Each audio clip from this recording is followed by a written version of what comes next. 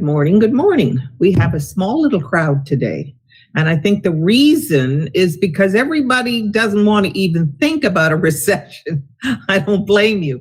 But there's a reason why I chose to do a course on this.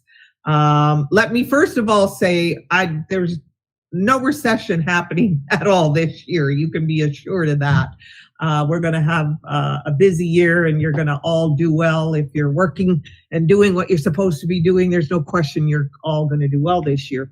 However, here's why I chose to do this topic, because one of the most important things in our business is to be able to predict when a market is going to change, and that you start when you are able to predict when a market is going to change. It allows you to shift your style of marketing and the things that you do, because I always say, and you've heard it said before, I'm sure, sales is a numbers game. And I say to real estate agents all the time, forget about markets. Don't focus your mind on a market. Focus on the fact that sales is a numbers game, and the only thing that changes are the numbers. In other words, when you're in a seller's market, obviously low supply, high demand, and interest rates are low, prices are high.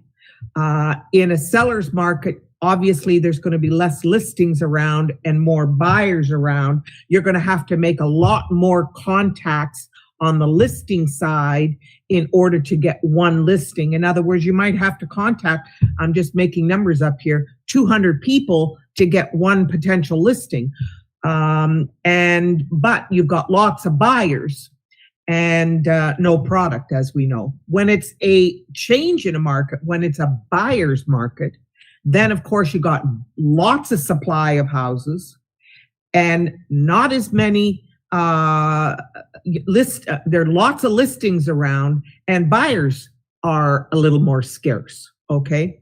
For example, when the interest rates back in the early 80s were really high, 18, 19, 20%, I remember I had a company with, 2 real estate offices at the time. And I can assure you, there were tons of listings around. And we only had to make 5 or 10, 20 phone calls to get a listing. But it was very difficult to find a buyer, because who wanted to pay 18% interest rates, 20% interest rates? So that's why I say the only thing that changes in this business is our numbers. And I wanted to make sure that I show you the opposite side of a market and how to be able to recognize when a market is shifting and what kinds of things you need to do in those when markets shift. And even though I think we're going to have a very, very good year this year, real estate wise. Okay, so thank you all for being here. I will take your questions at the end. I'm going to turn my camera off right now. Thank you for the thumbs up. That means that you can hear me. I'm always happy to see those thumbs up. So let me turn the camera off and we will expand the screen, go full screen. And here we are. Okay. So 5 signs that a real estate market is starting to slow down. As I say, we're not going to see that this year, but I want you to be able to recognize the signs of a market beginning to slow down. Inventory levels, low supply, what I was saying to you, high prices, okay? But if you're with a low supply, prices rise. With a high supply, prices drop. So once you start seeing that there's product on the market that exceeds our 6 months. Right now, we don't even have enough to do us for 2 to 3 months. Our inventory is that low. But once you have inventory that would let us go beyond 6 months, 8 months, a year, even 2 years, then prices are going to start dropping, okay?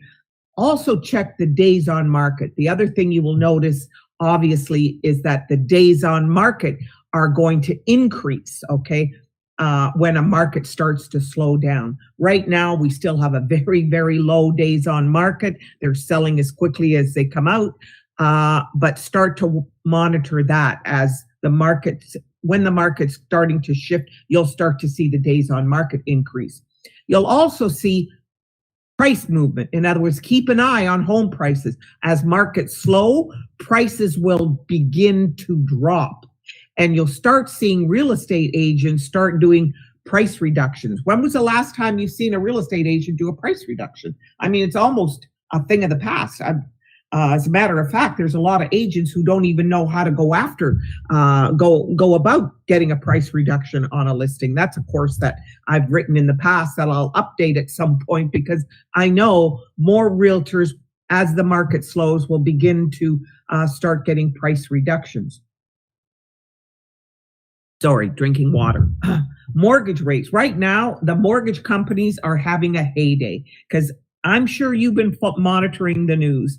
And, Bank of Canada, they thought we're going to raise their lending rate. Nothing has happened in the last couple of weeks or last week or so, but they know that mortgage rates, the Bank of Canada is going to be raising these rates.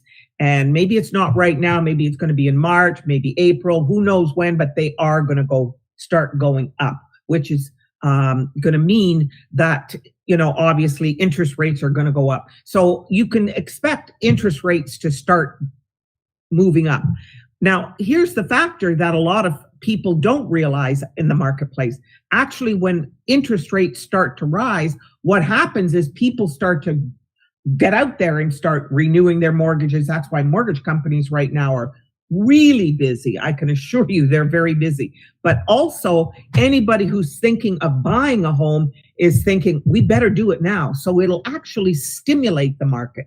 But eventually, if the rates go up, we're never going to see what we saw back in the early 80s. But as the rates grow, that is also going to be, it's going to allow people to buy less of a house, because it's going to cost more money to carry it on a monthly basis. So therefore, interest rates, obviously rising interest rates, the more buyers have to pay in interest, the less they have to pay for a house, the less they can afford to buy on a property. So even though it's going to show a stimulated market in the beginning as interest rates rise, because people are going to renew their mortgages, it's also going to make buyers want to get out there and buy before the interest rates grow too much.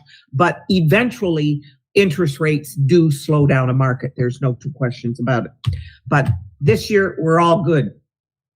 So many agents, actually, I want to make it clear, there are some real estate agents that actually do a whole lot better in a slow market than they do in a fast market. For example, I've gone through 5 booms and 4 crashes. And I don't think we're going to see a market crash anytime soon, but I can tell you, when I did see markets really slow down, I can assure you there were agents that did poorly in a fast market that did extremely well in a slow market. And here's why. In a fast market, it's speed. It's how quickly you can get your buyers to be able to put an offer in. It's all about speed, speed, speed.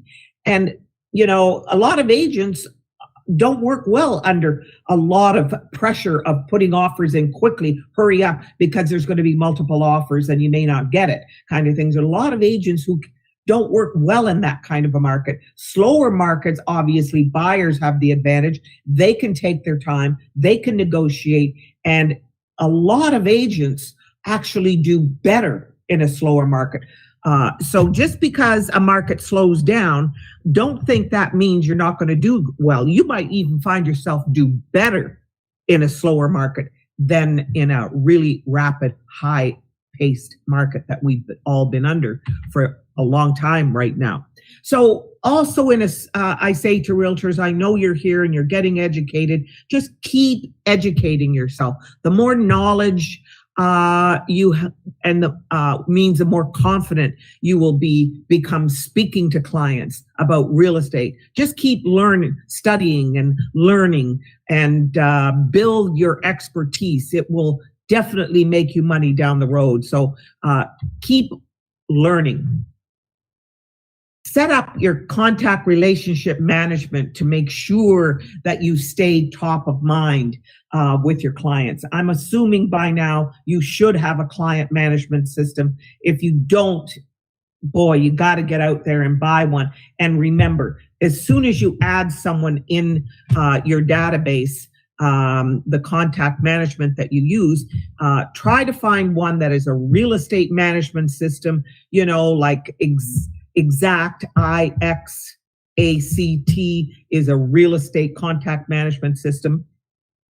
It has a bunch of files that are already set up so that you can create a follow-up system right within. Emails are already written. They have a bunch of e-cards. They have newsletters that you can put together. They've got all the marketing data that you need to be able to create a whole marketing and follow-up system. So once you add a client into your database, you can decide, what am I going to send them in February? What am I going to send them in March? What am I going to send them in April? And so on and so forth. And that way you're setting up your contact management system to automatically keep in touch with your clients so you stay top of mind. Important that you stay top of mind because it's all about, as we know, building customer relationships. When the economy is changing, it may be necessary to change your approach to how you service your buyers and sellers. Okay, when there's fewer buyers around, you're going to have to maybe spend more time looking for buyers in a market where it's a buyer's market. That means there's going to be fewer buyers around, believe it or not. Most people think in a buyer's market that there are more buyers around. Buyers, it works exactly the opposite. And anybody who's been in the business a long time always wonders, why are buyers in a market when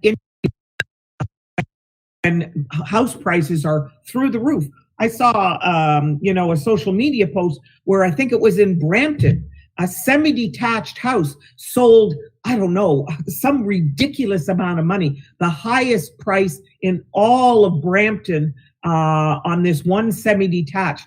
No semi-detached in the whole city of Brampton ever sold for this high. I can't remember what the price was, but why on earth you think, why would buyers be out there now when prices skyrocketing instead of looking and buying when a market is in their favor? It works exactly the opposite.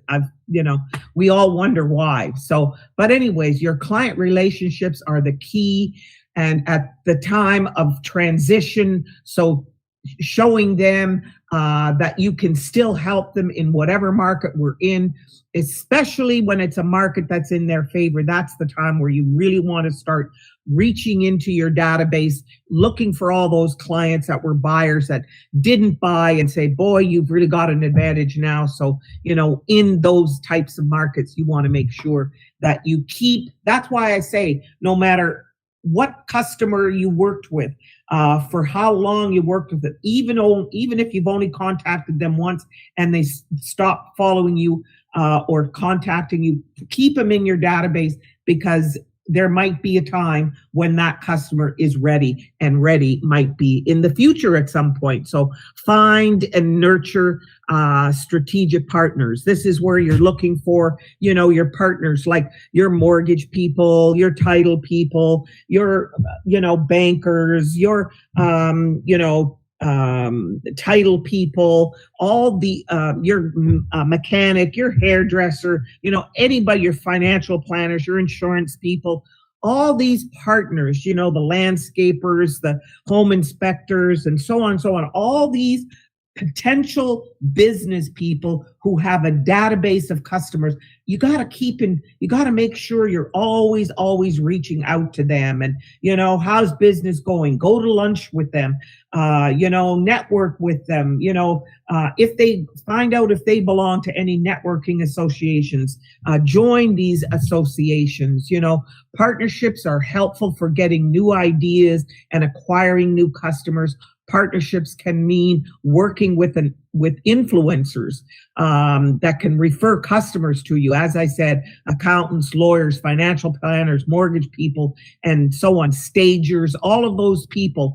Don't just use them when you need them, use them when you don't need them. And that's why you want to keep in touch.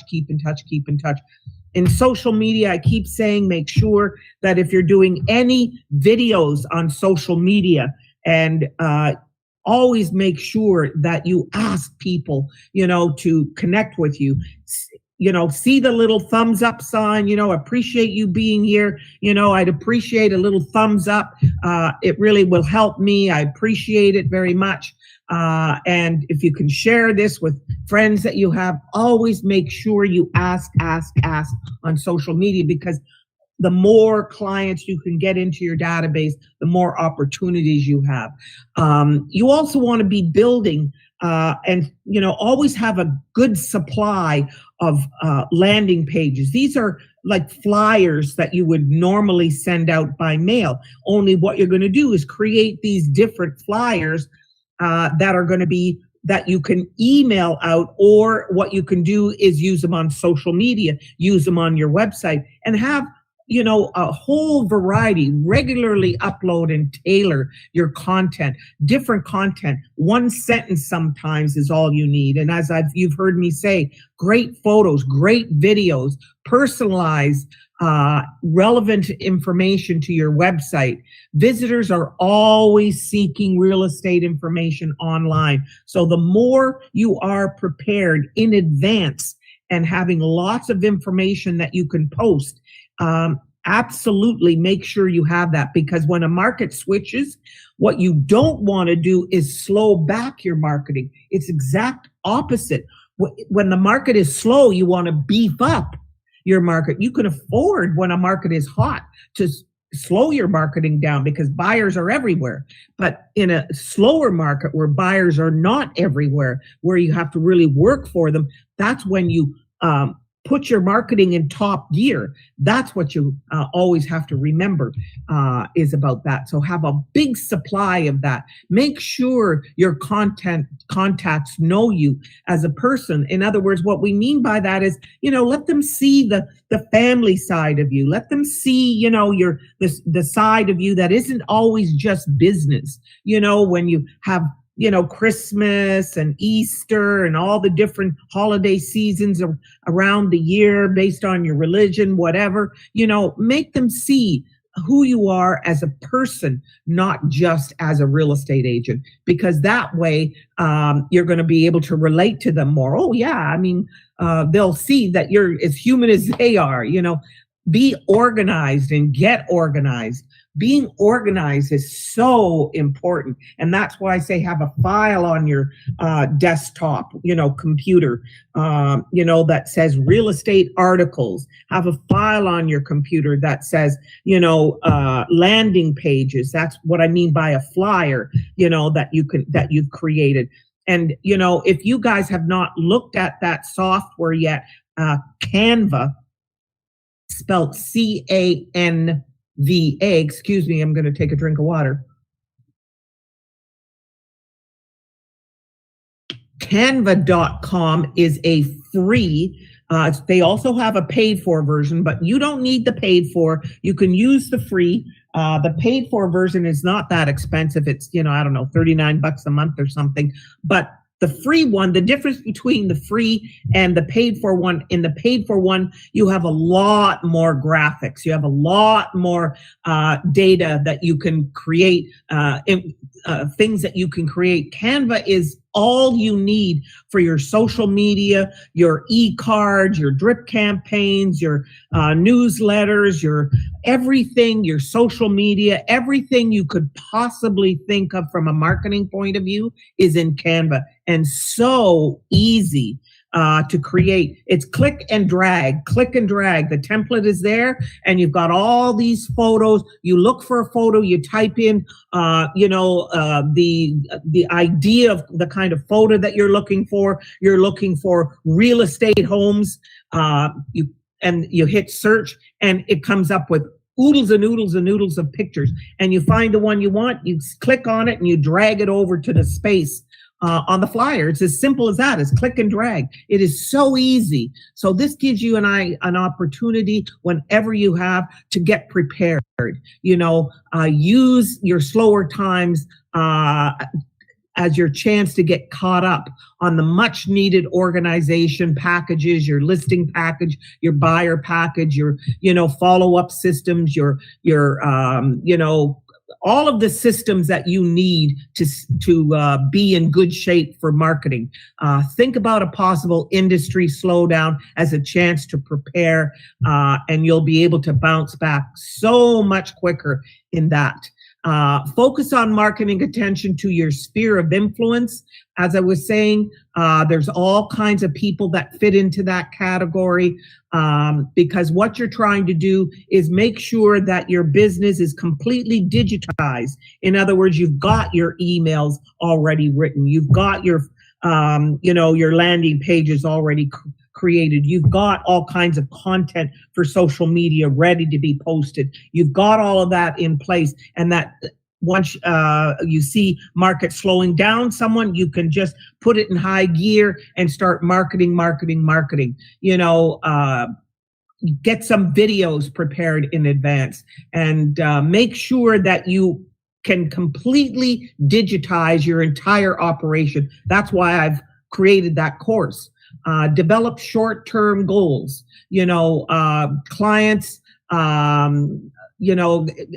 get frustrated. A lot of agents can be frustrated by short-term and long-term goals, but it's so important to not just look at real estate week by week or month by month, but you got to look at real estate a year in advance, 2 years in advance, 3 years in advance. So always think real estate is always running 3 months behind. The work you do in January, February, and March is not going to pay off usually until April, May, and June. And the work you do in April, May, and June is not going to pay off until July, August, September. You're always working 3 months behind yourself. So if you take a couple of months off, then you're almost 6 months behind, because you took a couple of months off, and now you're always working 3 months behind. So you're 5 months behind. You're almost 6 months behind, and that's half the year.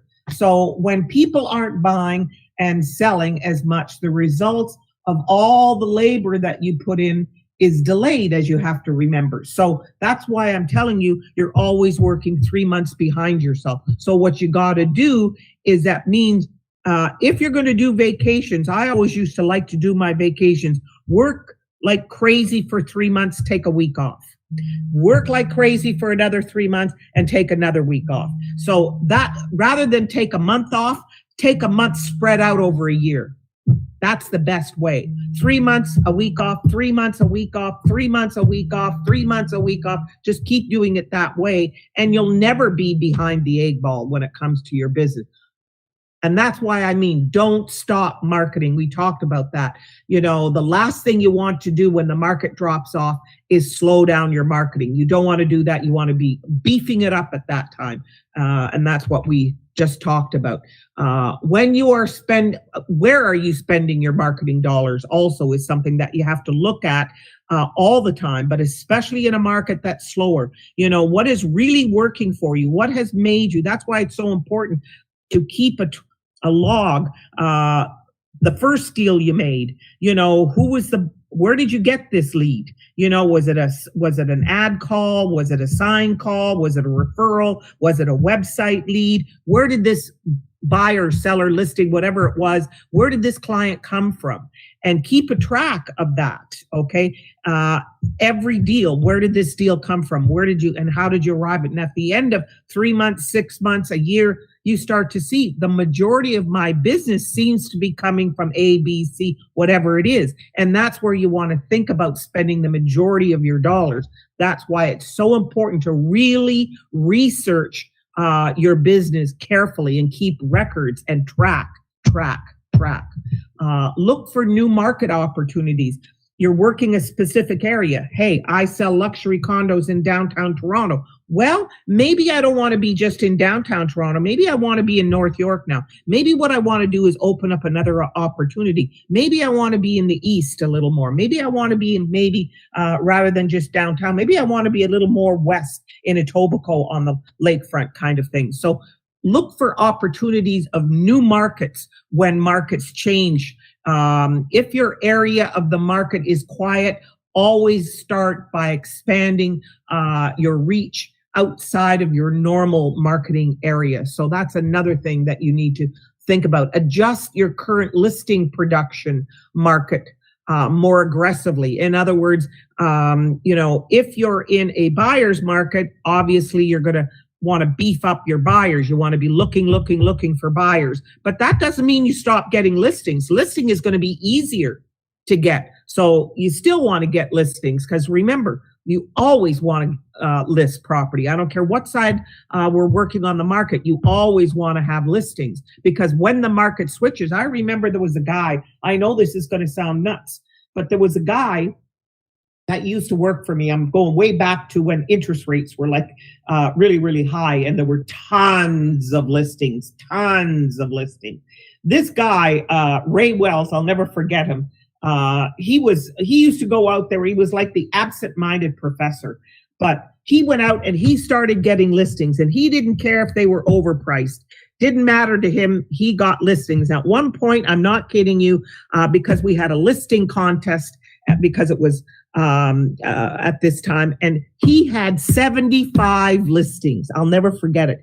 And he used to take them for a long period of time. He'd get them for 6 months, 8 months, a year, listings. And guess what happened? Everybody in the company was laughing and saying, oh, he's overpricing these listings like crazy. Well, all of a sudden, the market switched and it started to get busier.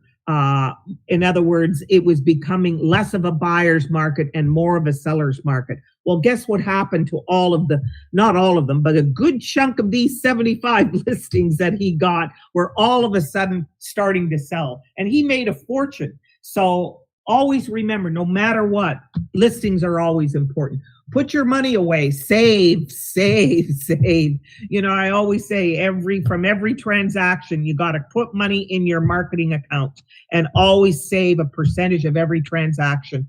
Save for the rainy day, because believe me, this business gets rainy days. Plan your small open houses, have prizes, little discount coupons from local businesses. Go into the neighborhood where the restaurants are and say, look, I've got an open house. We're going to have some new clients coming through. And, do you want to have a little discount coupon? I'd be happy to hand them out at my open house. It's all kinds of things that you can do to help you become a little more, your clients more excited about coming to your open houses. And, when you advertise the open house, you can say that you've got coupons for dining and so on. And especially now that restaurants are so desperately needing customers and they're now, we're opened again for half capacity, I think. But anyways, you get the idea. So hopefully I've helped you think about a lot of different things. Let's look and see what kind of questions that you may have. Thank you all for being here. Any questions? Oh, no questions here. Thank you. I'm always happy to see that. I'm looking to see if there's any questions here. When the market slows down, what percentage the prices go down? I'm not sure I'm following, Iram, that question. When the market goes down, slows down, percentage the prices goes down. What percentage of prices go down?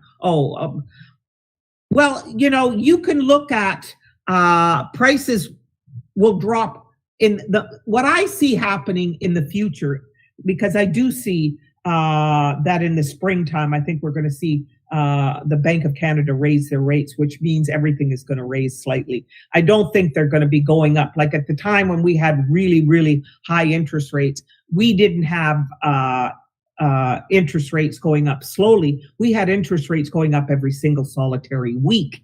And, they were just climbing every week, every week, every week. We were like, God, when are they going to stop? And, but I don't ever see us going to those times again. I mean, it was ridiculous. So what I do see, however, is that you will see interest rates start to raise. And I think you're going to start seeing properties sit on the market a little bit longer. You're going to see the days on market start to increase. And because what has to happen, remember, real estate, it takes a time for the sellers of the market to start realizing, hey, in order for your property to sell, you're going to have to reduce the price.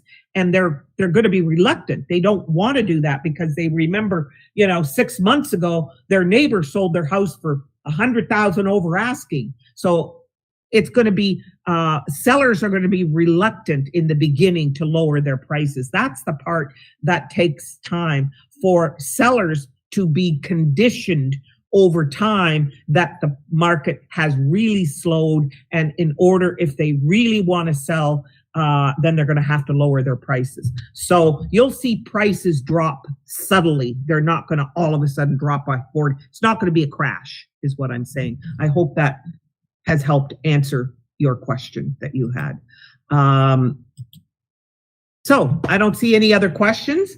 Thank you all for being here. I appreciate it. Our next session, by the way, is next week on the 8th, and competing against the discount broker.